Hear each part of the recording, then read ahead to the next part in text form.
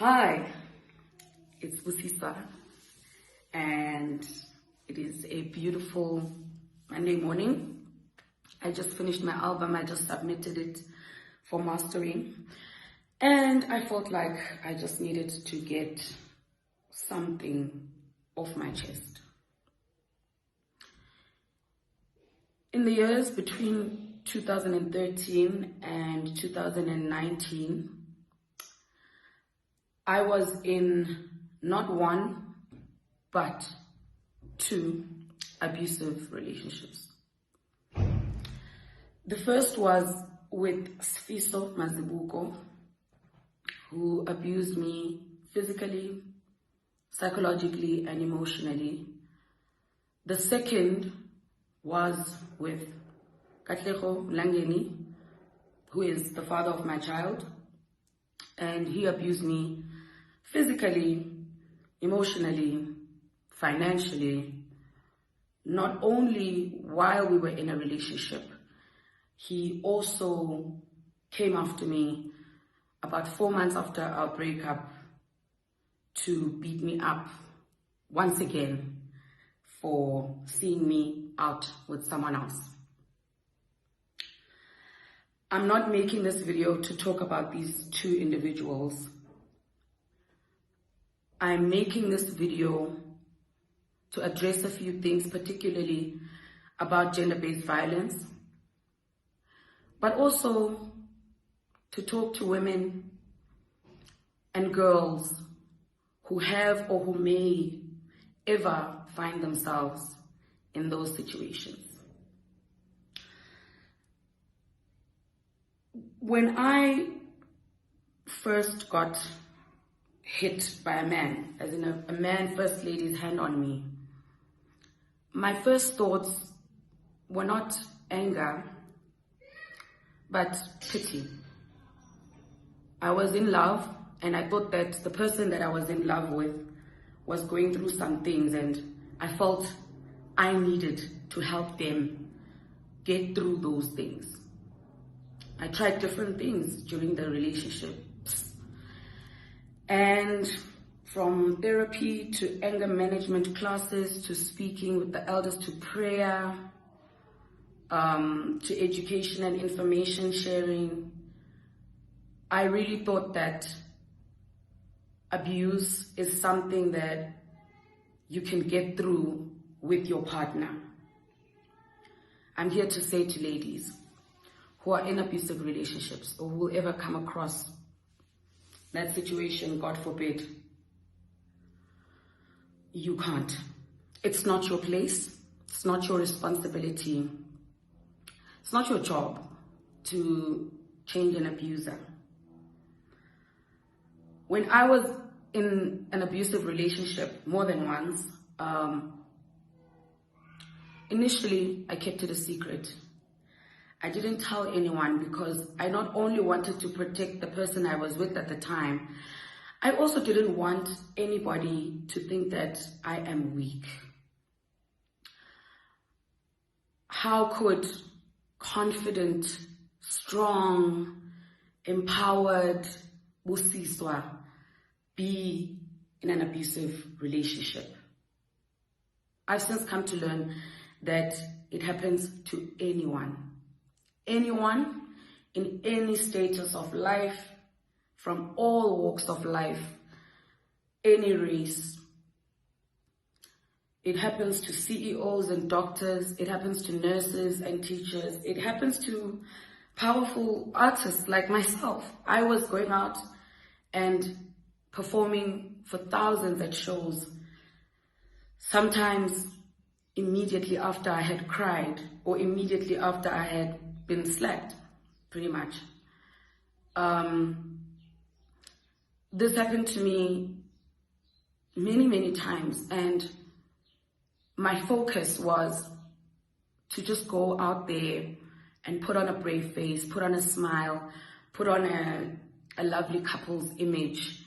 And I was ashamed that I would now turn around and tell people, no, actually, it's not a beautiful, we're not a good couple at all because the relationship is toxic and I am being abused.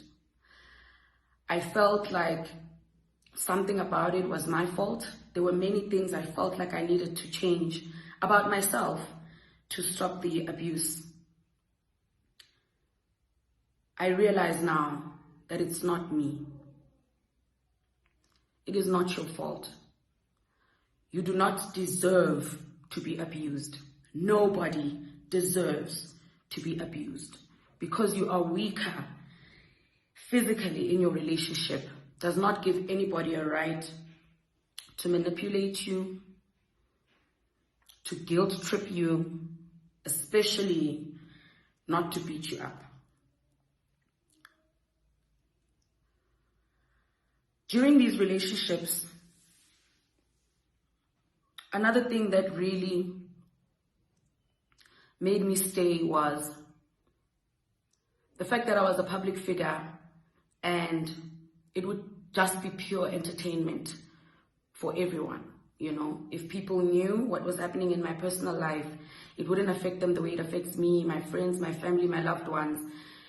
It would just be a form of entertainment. You know, people will make jokes about it and then move on. And so I felt like I have to go through it alone. I felt like I can't involve anyone because it will hang over my career and somehow hinder my career.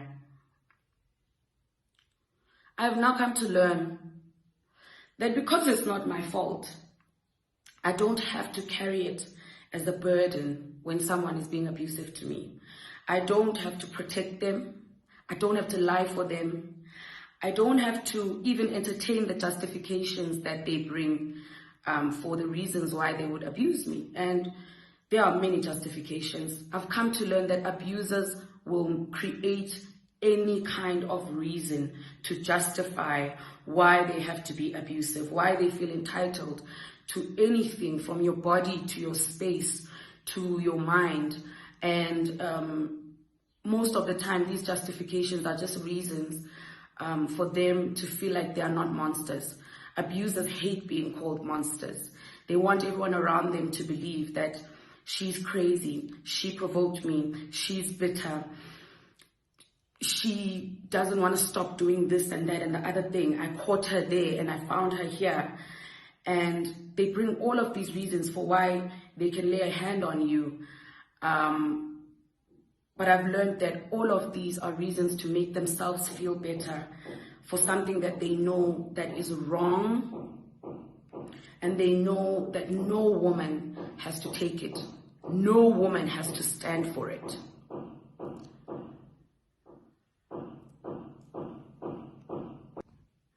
Abusers know that if they find different reasons to justify their behavior, then the people around them will continue to support them, will continue to pity them, will continue to give them work, and will continue to believe that they are worthy of empathy and sympathy from the community, while believing that the woman surely must have done something to deserve it. I'm sitting here today to tell you that if you are in an abusive relationship, and if you ever find yourself in one, you have to realize and know and understand that you have done nothing to deserve it. You do not deserve it. You have to walk away for your own safety. Gender-based violence is a topic that's going around now a lot more, that's being spoken of a lot more, because a lot more people are coming out, a lot more people are speaking out about the abuses they have to go through, and society collectively is realizing, especially in South Africa, that we have a very serious problem. We have a crisis on our hands. I'm not here saying that I'm going to make a difference or there's anything that I can do to change that situation, but I'm here to speak to the women who feel like they have to be there. I'm fortunate because at least I had financial security. Victims stay in abusive relationships for many different reasons. Some have nowhere to go, no housing, no income. Some have children that they want to consider, and they decide that having the family unit is better for the children than not having a family unit at all. I tell you, the best thing I have done is remove my son and myself from an abusive situation and raise him in a loving environment. I don't regret this, and I don't think that I will ever be sorry for having done that. In fact, I'll probably thank God that I gained the strength and the courage to raise my son in an environment of love and warmth and kindness and gentleness, rather than to stay in a family unit and have this picture perfect family where suffering was happening behind the scenes. I'm here to say, if you are going through gender-based violence in your life, walk away from that situation. Leave that situation. If you have any kind of way, tell your friends, tell your family. You never know who is willing to help you. The best thing I ever did for myself was tell the people in my private circles what was happening and what had been happening. And that set me free. I found support. I had a friend even go and buy me groceries because I didn't feel like going to the shop. I was so down. I could have been in a depressive state if I didn't start telling the people in my life that yes, I have been abused multiple times, and it's continued to happen to a point where I'm scared for my life. I don't know if I'll walk outside or if I'll be in a restaurant and be followed home. I don't know if I'm safe, because the people who abused me know where I stay currently. And it helped me immensely to share this with the people around me. But now I've gotten to a point where I'm ready to speak about it like this publicly, because a lot of people will say, you know, why now? Why did you keep quiet all this time? Why didn't you have them arrested? Well, I kept quiet all of this time because I felt so much shame